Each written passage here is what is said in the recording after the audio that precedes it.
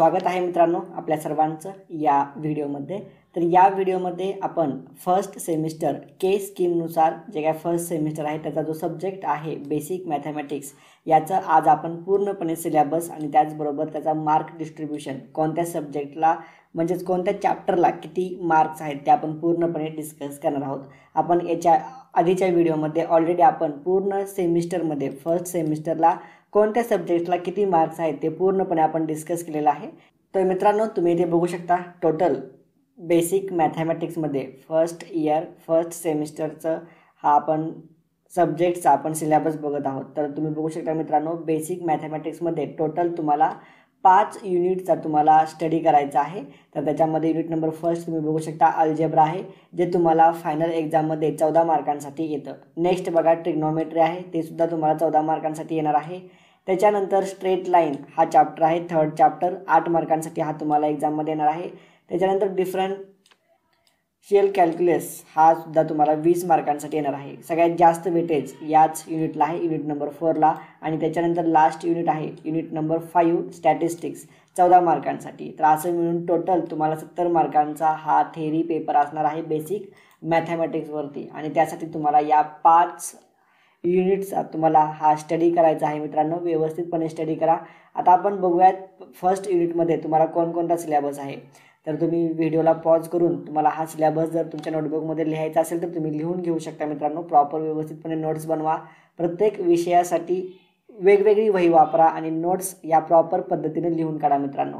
तर first unit आहे algebra आणि अल्जेब्रा युनिटमध्ये टोटल तुम्हाला 5 पॉईंट आहेत सिलेबसमध्ये, ठीक आहे। त्याच्यामध्ये फर्स्ट आहे लॉगॅरिथम, तुम्हाला पूर्णपणे लॉगॅरिथम त्याची कन्सेप्ट असतील त्याचे लॉज तुम्हाला शिकायचे आहेत। त्याच्यानंतर मॅट्रायसेस आहे त्याच्यामध्ये पूर्णपणे मॅट्रिक्स, त्याच्यामध्ये तुम्हाला 3x3चा मॅट्रिक्स असेल 2x2चा ते कशा पद्धतीने सॉल्व्ह करायचे। त्याचबरोबर मॅट्रायसेसवरती जे काही सायमल्टेनियस इक्वेशन आहेत ते सुद्धा तुम्हाला सॉल्व्ह करायचे आहेत बाय मॅट्रिक्स मेथडनं, ठीक आहे। त्याच्यानंतर पार्शियल फ्रॅक्शन आहे आणि algebra in Indian knowledge system, ठीक आहे। अशा पद्धतीनं 5 पॉईंटचा स्टडी तुम्हाला करायचा आहे मित्रांनो युनिट नंबर फर्स्टमध्ये।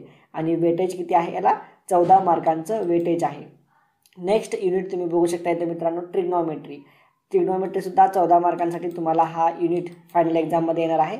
आणि त्याच्यामध्ये तुम्हाला टोटल 7 पॉईंटचा स्टडी तुम्हाला करायचा आहे। त्याच्यामध्ये ट्रिग्नोमेट्रिक रेशो असेल, त्याच्यामध्ये त्याचे काही अँगल्स असतील कन्सेप्ट आहेत ते पण तुम्हाला डिस्कस करायच्या स्टडी करायचा आहे त्याच्यानंतर फॅक्टरायझेशन डिफॅक्टरायझेशन फॉर्म्युले आहेत, इन्व्हर्स ट्रिग्नोमेट्री आहे, प्रिन्सिपल व्हॅल्यूज आहेत, रिलेशन्स आहेत त्यांचे, त्याचबरोबर trigonometry in Indian knowledge systems, Indian trigonometry, ठीक आहे। तर अशा पद्धतीनं टोटल सिलेबस आहे त्याच्यामध्ये तुम्हाला पूर्णपणे ट्रिग्नोमेट्रीचा हा स्टडी तुम्हाला व्यवस्थितपणे करायचा आहे मित्रांनो। नेक्स्ट युनिट बघा युनिट नंबर 3 स्ट्रेट लाईन 8 मार्कांसाठी हा युनिट तुम्हाला फायनल एक्झाममध्ये येणार आहे। आणि स्ट्रेट लाईनमध्ये तुम्हाला टोटल 5 पॉईंट आहेत सिलेबससाठी, ठीक आहे। तर त्याच्यामध्ये स्ट्रेट लाईन असेल त्याचा स्लोप कसा फाइंड आउट करायचा, अँगल कसे फाइंड आउट करायचे 2 लाईनमध्ये, पॅरलल आणि परपेंडिक्युलर लाईनच्या कंडिशन्स, त्याच्यानंतर वेगवेगळे फॉर्म्स आहेत slope point form 2 point form, या मेथड्स आहेत डबल इंटरसेप्ट फॉर्म। तर त्या मेथडनं सुद्धा तुम्हाला स्ट्रेट लाईनचे जे काही एक्झाम्पल्स आहेत ते सॉल्व्ह करायचे आहेत। त्याच्यानंतर perpendicular distance from a point on the line, perpendicular distance between 2 parallel lines, अशा पद्धतीनं सिलेबस आहे तुम्हाला युनिट नंबर 3मध्ये। त्याच्यानंतर नेक्स्ट युनिट बघा डिफरन्शियल कॅल्क्युलस 20 मार्कांसाठी हा युनिट आहे। खूपच मोठा युनिट आहे मित्रांनो, टोटल 7 पॉईंट आहेत तुम्हाला सिलेबसमध्ये, ठीक आहे। त्याच्यामध्ये तुम्ही बघू शकता फंक्शन अँड लिमिट्स आहेत, त्याच्यानंतर डेरिव्हेटिव्ज आहेत तुम्हाला पूर्णपणे त्याचा स्टडी करायचा आहे, त्याच्यानंतर ॲप्लिकेशन्स ऑफ डेरिव्हेटिव्ज आहेत, ठीक आहे। तर अशा पद्धतीनं पूर्ण सिलेबस आहे त्याच्यामध्ये चेन रूलसुद्धा आहे तुम्हाला खूप स्टडी आहे याच्यामध्ये। युनिट नंबर 4मध्ये 20 मार्कांसाठी हा चॅप्टर तुम्हाला फायनल एक्झाममध्ये येणार आहे मित्रांनो। तर व्हिडिओला पॉज करा आणि व्यवस्थितपणे सिलेबस हा नोट डाऊन करून घ्या मित्रांनो। आणि जर तुम्हाला याच्यावरती व्हिडिओ पाहिजे असतील तर कमेंट करून नक्कीच कळवा, आम्ही तुम्हाला या विषयावरती पूर्णपणे सिक्वेन्स वाईज म्हणजे पॉईंट वाईज सिक्वेन्स वाईज तुम्हाला पूर्णपणे व्हिडिओ हे तुम्हाला प्रोव्हाइड केले जातील।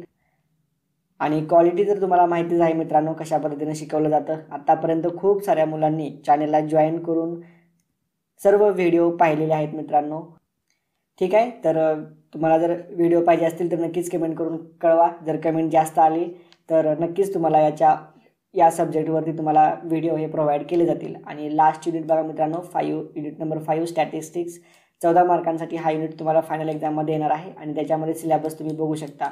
रेंज आहे, कोएफिशियंट ऑफ रेंज आहे, ग्रुप्ड डाटा असतो, अनग्रुप्ड डाटा, त्याच्यानंतर मीन डेव्हिएशन आहे, स्टँडर्ड डेव्हिएशनसुद्धा आहे.